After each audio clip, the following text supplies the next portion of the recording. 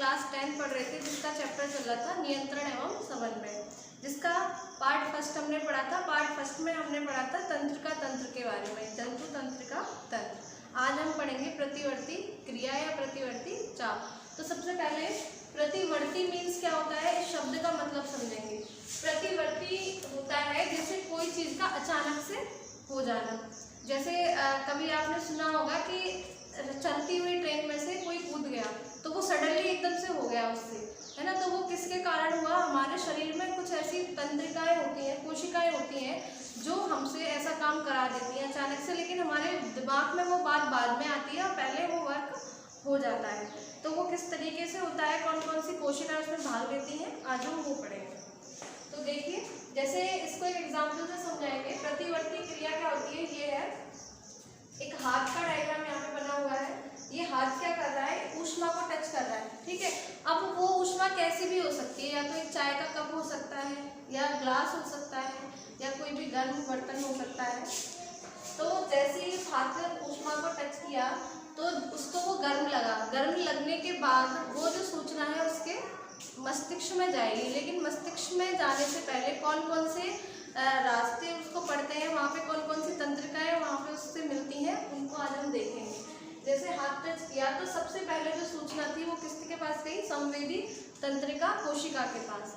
फिर संवेदी तंत्रिका कोशिका क्या करती है, उसको ले जाती है सूचना को किसके पास, मेरुरज्जु के पास, और प्रतिसारण कोशिका के पास। यानी कि एक संवेदी तंत्रिका दो कोशिकाओं के पास ले जाती है, मेरुरज्जु और प्रतिसारण तंत्रिका कोशिका।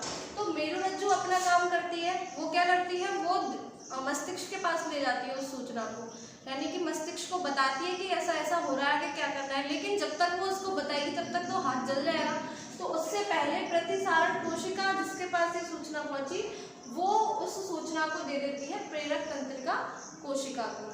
प्रेरक तंत्रिका कोशिका तुरंत जो अभिवाही भाग है, अभिवाही भाग क्या होता है, जो कार्यकर भाग होता है हमारा, यानी जिस हाथ से वर्क हो रहा है, जैसे ये अभिवाही भाग है, ये तंत्रिका कोशिकाएं उसको छू रही हैं, ठीक है। तो उसको छू रही है तो प्रेरक तंत्रिका कोशिका क्या कर रही है, उस भाग को बता रही है और वो तुरंत से उस पेशी को पीछे खींच लेता है और उसका हाथ जलने से बच जाता है। तो ये सारी प्रोसेस होती है प्रतिवर्ती क्रिया में, यानी कि सडनली मैंने आपको बताया तो इसका मतलब ये नहीं है इतना उसमें टाइम लगेगा, ये पलक झपकते ही प्रोसेस हो जाती है। लेकिन वो कितनी लोगों के पास पहुंचती है, पहले पहुंची संवेदी कोशिका के पास, उसके बाद मेरुरज्जु के पास पहुंची। मेरुरज्जु और प्रतिसारण कोशिकाएं दोनों ही अपना अपना काम करती हैं। मेरुरज्जु किसके पास ले जाती है, मस्तिष्क के पास, और प्रतिसारण कोशिका किसके पास ले जाती है, प्रेरक तंत्रिका कोशिका के पास। और प्रेरक तंत्रिका कोशिका तुरंत कार्यकरवाही यानी अभिवाही भाग जो है उसको सूचना देती है और वो अपना हाथ पीछे खींच लेता है। तो ये सारी प्रोसेस कहलाती है प्रतिवर्ती क्रिया। अब इसके साथ एक शब्द और जुड़ा है, प्रतिवर्ती चाप। प्रतिवर्ती क्रिया, क्रिया क्या होती है, क्रिया होती है जो हम काम कर रहे होते हैं, ठीक है। और चाप का मतलब क्या होता है कि वो किस किस रास्ते से जा रहा है। तो चाप में सबसे पहले क्या था, त्वचा द्वारा छुई गई ऊष्मा।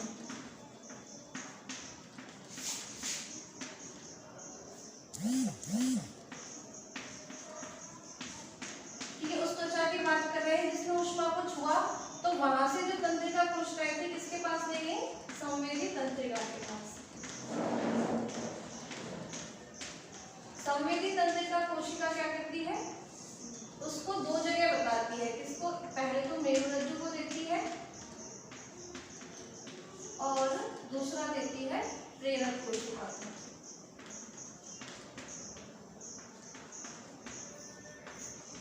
ठीक है, अब प्रेरक कोशिका क्या करती है, उसको ले जाती है,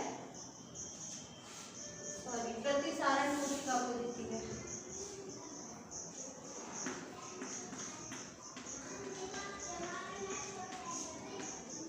प्रतिसारण कोशिका देती है प्रेरक कोशिका को और प्रेरक कोशिका पहुंचा देती है कार्यकर या अभिवाही भाग को। तो अभिवाही भाग या कार्यकर भाग वो होता है जो वर्क कर रहा है। जैसे मैं इस हाथ से इस डस्टर को पकड़ रही हूँ, ठीक है, तो ये मान लो गर्म है, तो ये जो मेरा भाग है जो इस डस्टर को टच कर रहा है, ये त्वचा है, छुई गई ऊष्मा समझ और उसको टच कर रही है, लेकिन इसके अंदर का जो भाग है वो वर्क भी तो कर रहा है। वो वर्क कर रहा है किसके पास? संवेदी तंत्रिका के पास ले गया, फिर मेरुरज्जु के पास ले गया, और मेरुरज्जु संवेदी तंत्रिका जब ले जाती है सूचना को तो उसको दो रास्ते मिलते हैं, एक तो जो दिमाग तक जा रहा है और एक लौट कर उस अभिवाही भाग तक आ रहा है, तो वो दोनों को सूचना देती है। ठीक है, मेरुरज्जु को भी देती है और प्रेरक प्रतिसारण कोशिका को भी देती है।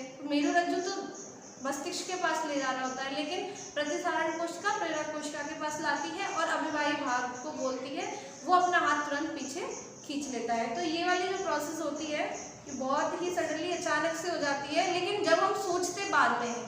कभी आप ये एक्सपेरिमेंट करके देख सकते हो, हाथ में जलाना अपना, ऐसे देखना एक्सपेरिमेंट करके क्या होता है। कभी छोटा सा एक्सपेरिमेंट कि मच्छर ने काटा, तो काटने पे हम क्या करते हैं, जहाँ पे काटा तुरंत उस जगह को टच करते हैं ना, लेकिन हमें पता बाद में चलता है हुआ क्या।